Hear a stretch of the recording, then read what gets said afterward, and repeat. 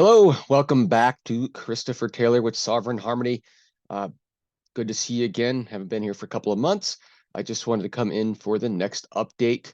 If you've seen my past couple of videos, if you haven't, I definitely recommend going back a couple of videos. I did one this summer on the Venus retrograde in Leo and the implications of that. And then I followed that up with one on the eclipses. We had an eclipse in Libra, followed by an eclipse in Taurus back in October. And now what we're here to discuss, if you follow my cursor over here, is Mercury. So Mercury is in Sagittarius, 22 degrees Sagittarius, and so it has entered what is known as its shadow. So when Mercury goes retrograde, which is what it's going to do here between December 12th, 13th, right through the new year, January 1st, in this, it's at the degree right now where it will eventually turn direct on January 1st. So it's entered the shadow period. So at 22 degrees here today, it's going to move its way into Capricorn to about 8 degrees. That's where it'll go retrograde at 8 degrees Capricorn. And then that would be on around December 12th, 13th. And then it'll come back to this point January 1st and head forward again. So the entire shadow period is beginning today and it ends on January 20th when Mercury will reach 8 degrees Capricorn for the second time. And so if you're not familiar, I think most of you probably are familiar with Mercury retrograde.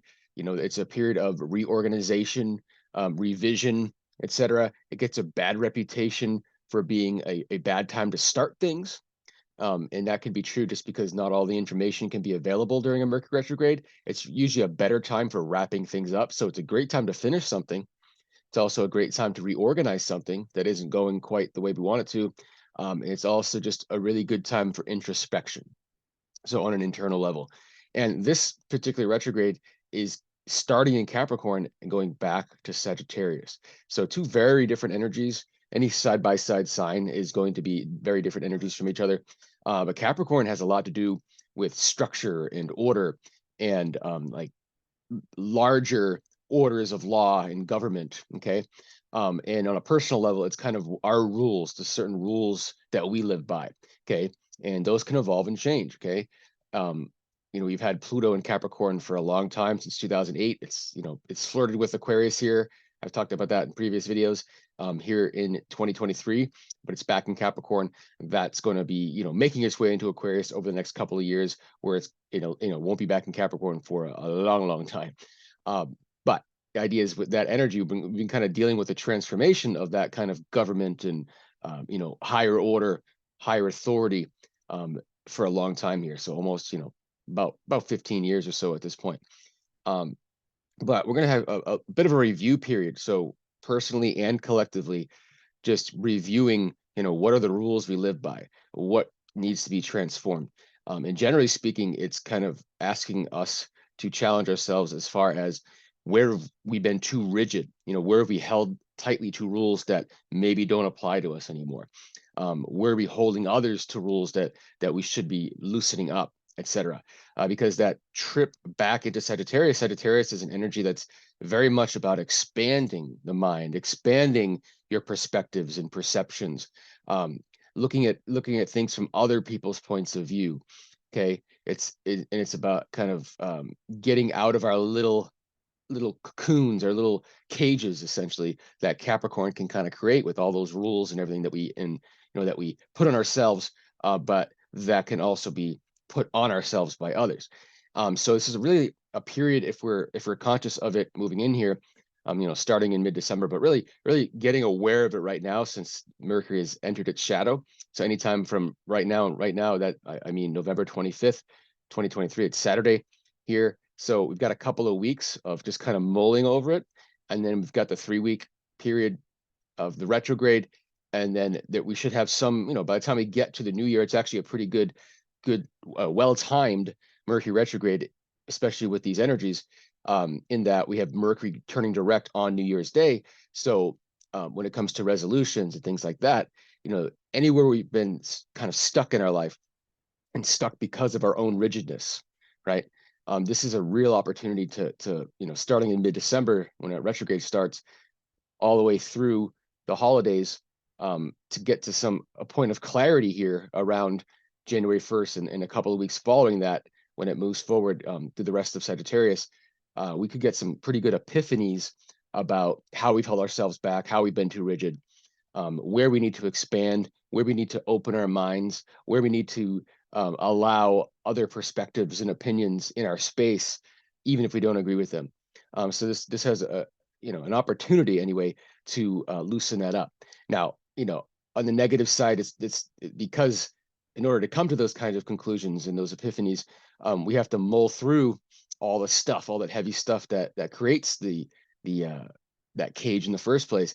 And so there can be a lot of internal strife, but also external strife, especially ideologically speaking. Okay, not that we haven't seen enough of that in the last few years, but we could see the ideological battles intensify because if we take these energies together as one, it's kind of like what ideology Sagittarius is behind the governance. How do we set up rules for ourselves? On a collective level. So on a collective level, this could be, and there could be a little more of an increase in that kind of ideological battle for control, essentially. Okay. But internally, personally, this is a great time to, again, loosen up anywhere where we feel like we've been too rigid, where we're preventing ourselves, or literally just undoing parts of our everyday lives that contain us and prevent us from being able to kind of speak our truth and and include ourselves in the conversation, essentially, even if we have a differing opinion, for example. So anyway, so again, just a quick review. It's at 22 degrees now, moves direct. I'm sorry, it's going to continue moving direct. Sorry. It'll cross Capricorn here on December 1st. So like next week.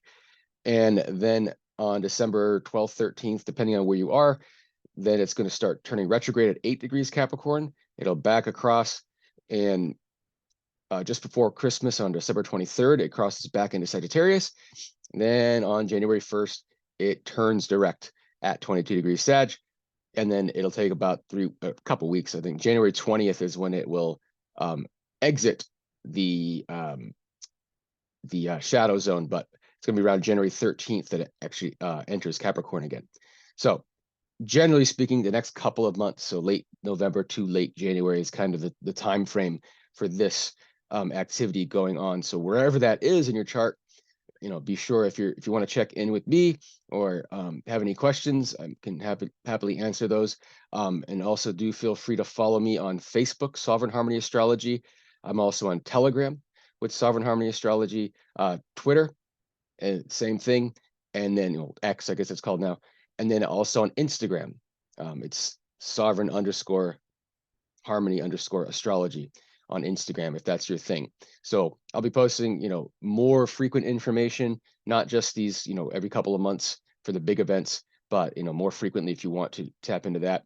And again, so if you're interested in a reading for yourself, or if you're thinking about a gift idea for someone for the holidays that might be interested in a reading for, an outlook for the year or something, please contact me. Again, it's Christopher Taylor with Sovereign Harmony. Thanks a lot for tuning in, and we will see you next time. Thanks a lot.